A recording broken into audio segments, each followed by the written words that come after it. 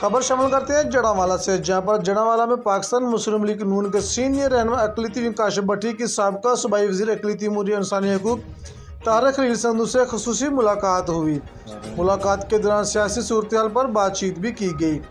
تفصیلات کے مطابق جڑاوالا کے سینئر رہنما اقلیتی ونگ کاشف بٹی کی سابقہ صوبائی وزیر اقلیتی امور انسانی حقوق اقلیتی ونگ طاہر خلیل سندھو سے ان کی رہائش گاہ پر فیصل آباد میں ملاقات منعقدہ ہوئی۔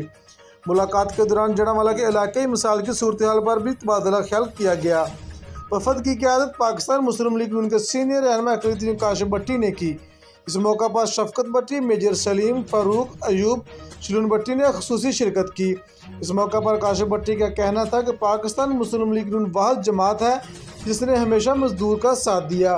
آئندہ جو بجٹ پیش کیا جائے گا اس میں غریب کو ریلیف دیا جائے گا اور جڑاوالا میں جو سیوریج کا مسئلہ ہے اس کو حل کرنے کے لیے خصوصی اقدامات کیے جائیں گے۔